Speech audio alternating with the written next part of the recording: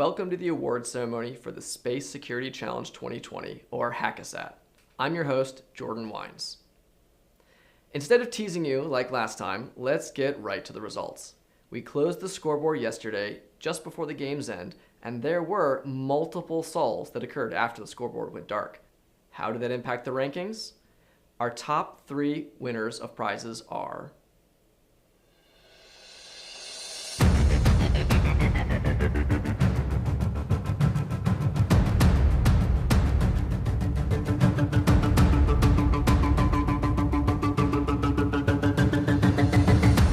Dr. Ruppelbrett, you won't be able to hear this. This is just...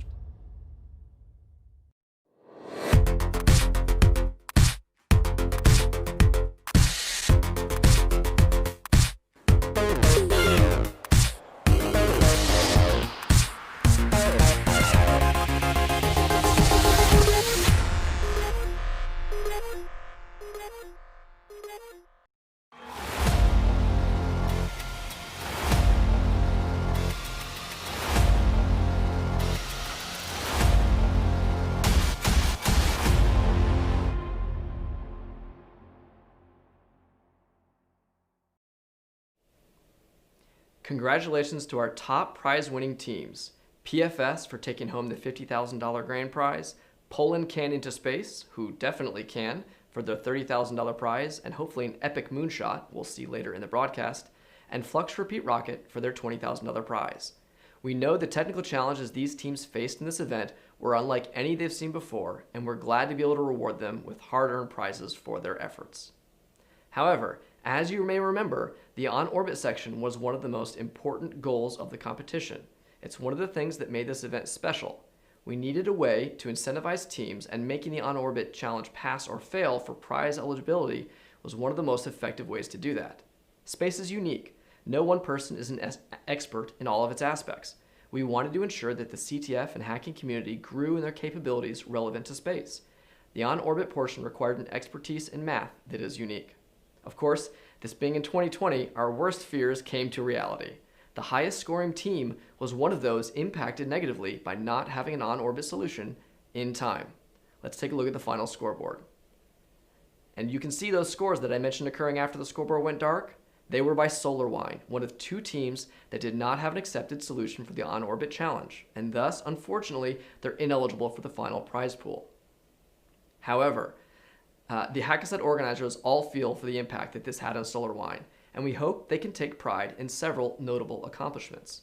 First, while there has not been an announced Hackasat 2 edition, I would personally expect that if such an event occurred, much in the DEF CON CTF tradition, the highest scoring team from the previous finals would automatically qualify for the next event, and that would be Solarwine. Second, the official scoreboard submitted to CTF time will reflect the points total at the end of the game. As on-orbit was merely for prize eligibility, we expect it will not impact standings on CTF time. Finally, I want to describe some of the drama that happened at the end of the day yesterday. Most teams were running low on power and needed to be taken off the carousel.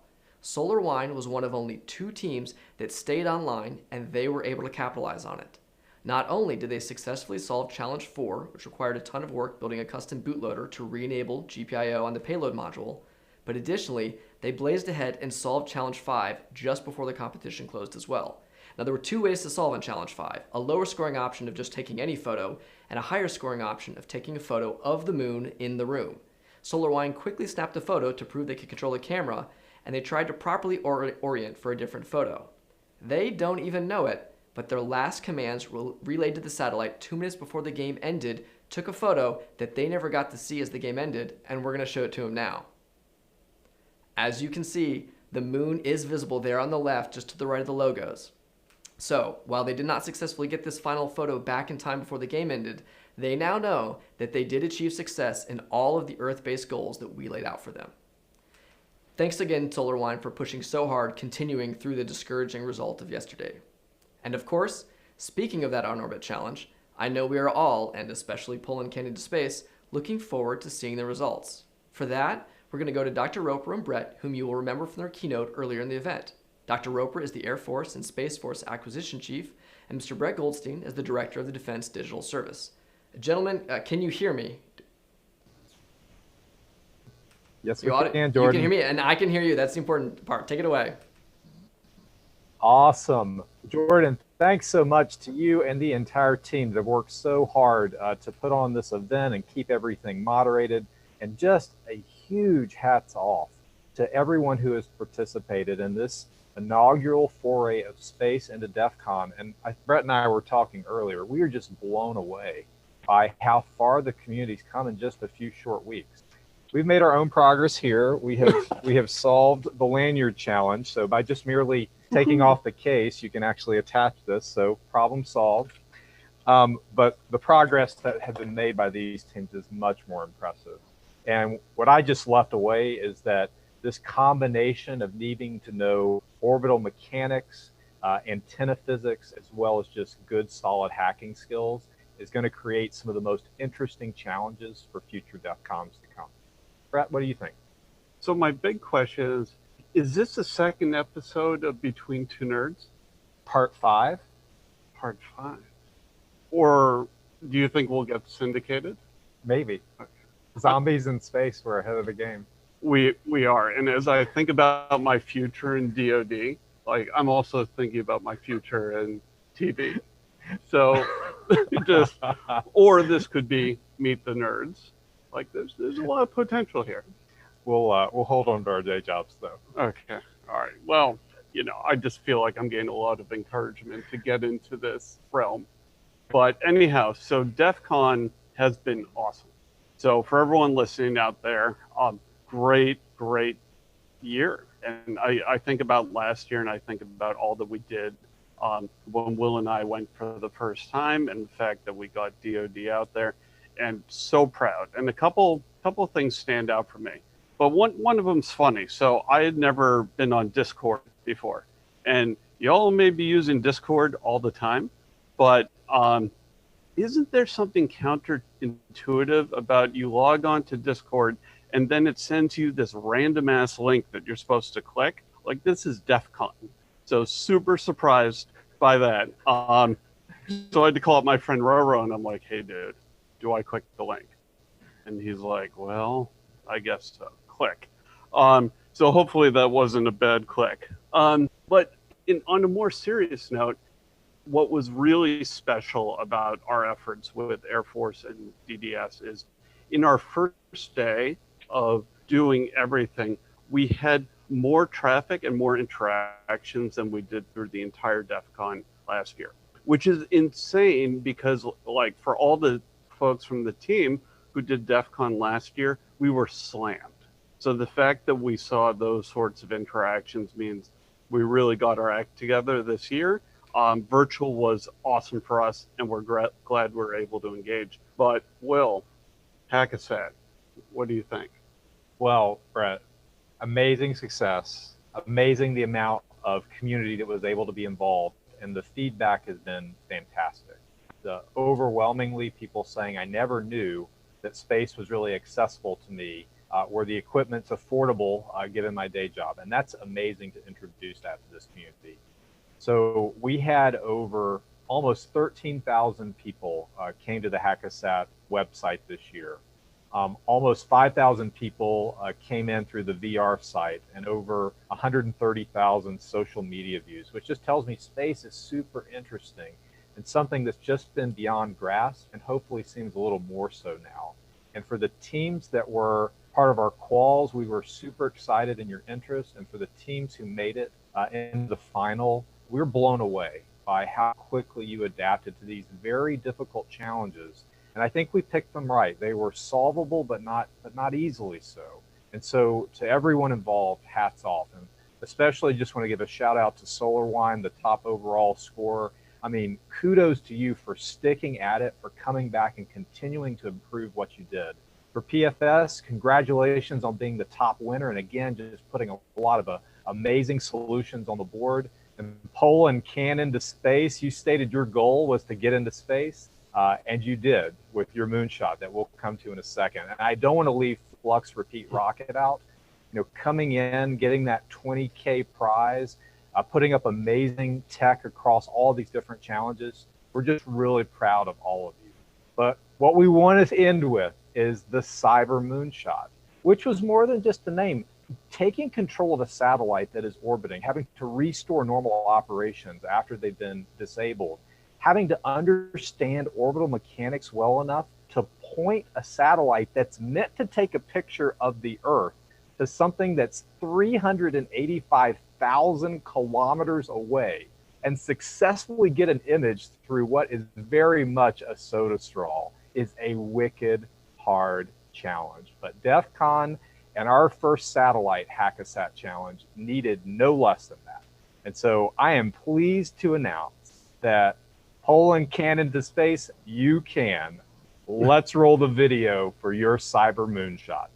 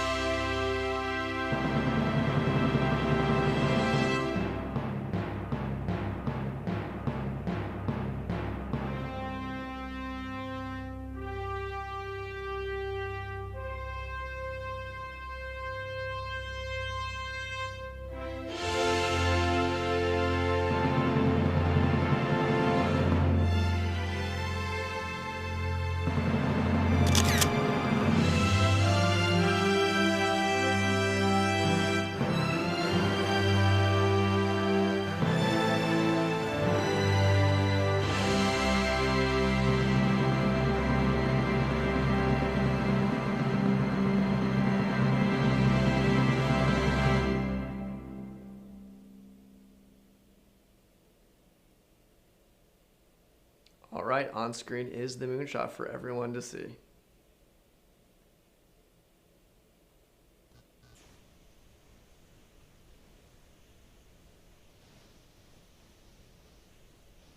All right, back to you, Brett and Dr. Roper. I think that video gives you a sense about how hard this challenge was. So for Poland can into space, how awesome is that? We're super proud of what you and what every participant accomplished this week in Hack-A-Sat and the Moonshot Challenge itself. Brett, that wasn't all that was going on in the Aerospace Village, and particularly components dealing with space. True, but before we go there, so orbital mechanics. So if you were to define orbital mechanics, what would you say? Asking for a friend. You're going to need a basic knowledge of Kepler's laws of motion. Everything's moving around in either an ellipse, a circle, a parabola, or a hyperbola, or a line, I guess, technically, to give the degenerate cases. So you need to know that stuff. You need to be able to model it numerically, and you also need to understand how to transpose different reference frames. So other than that, Brett, it's just simple math. Got it. Kepler, degenerate, parabola. Got it. All good. Kepler's your friend in space. Got it. Okay. Kepler. Got it. So workshops. So workshops were awesome this year. And before we dive into some stats, I want to thank the team.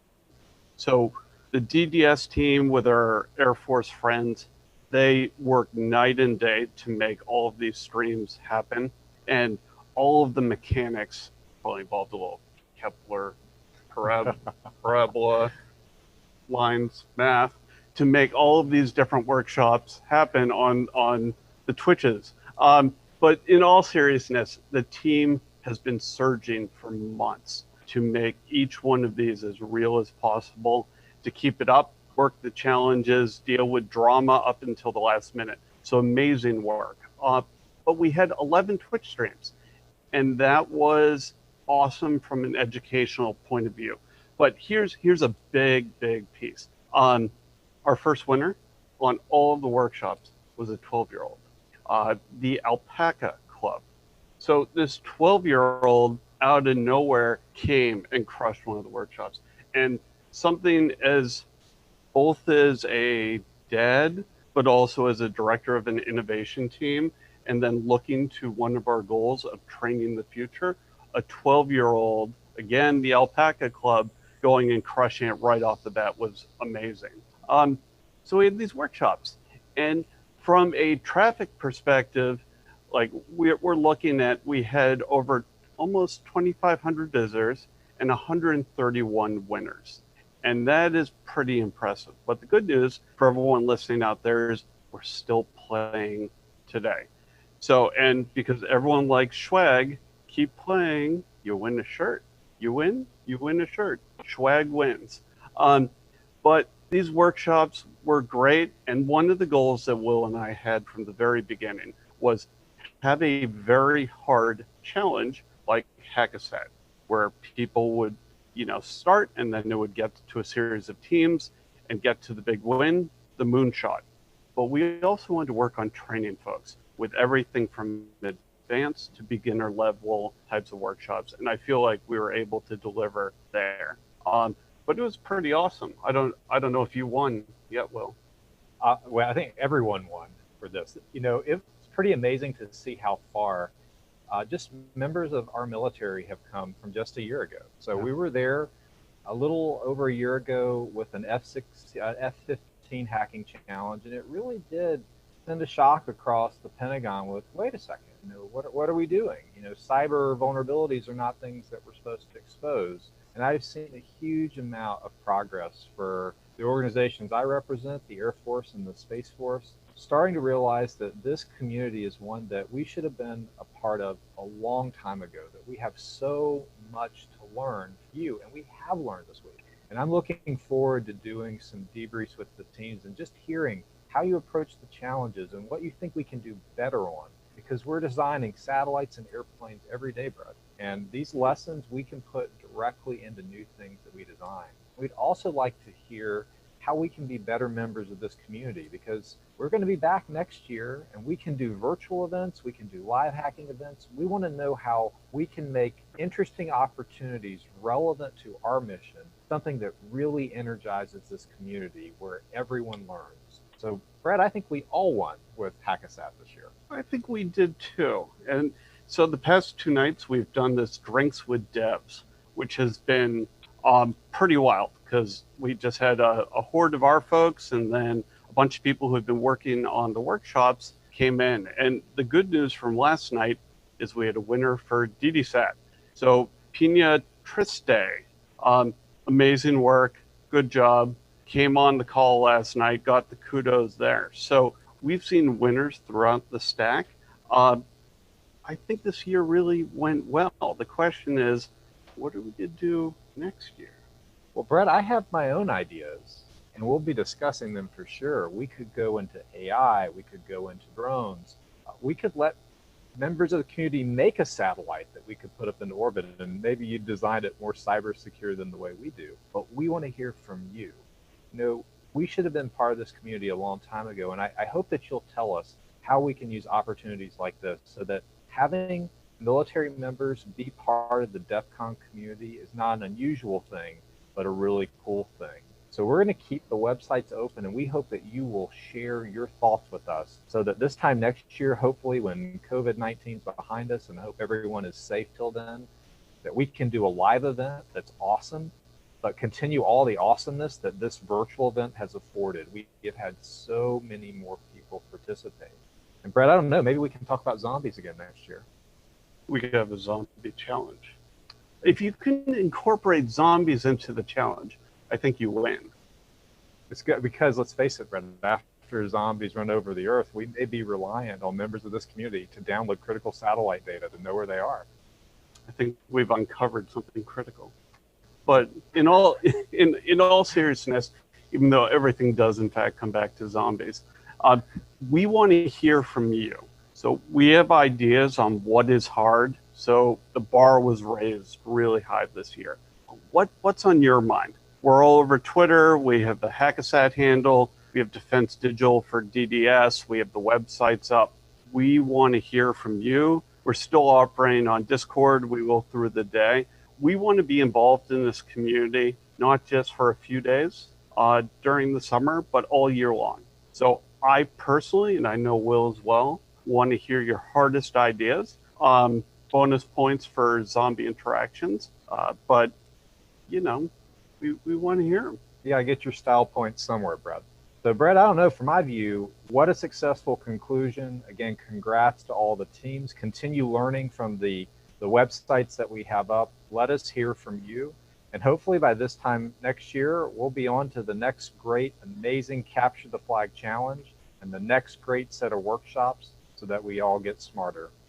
So for now, we're signing off from Between Two Nerds, Meet the Nerds, all the nerds, some of the nerds meet zombies. But everyone stay safe, love the interactions this year, and look forward to hearing more from you. Back to you, Jordan. Thanks very much, Dr. Roper and Brett. From another nerd to two more. We appreciate your drive for making this event and the many other events related happen. Additionally, thanks very much to the Core Four, Amanda, Delia, John, and Steve. Finally, thanks to you, the audience, for spending your weekend with us. Stay safe and enjoy the rest of DEF CON, the Aerospace Village, the Defense Digital Service workshops, and all of the other happenings this weekend.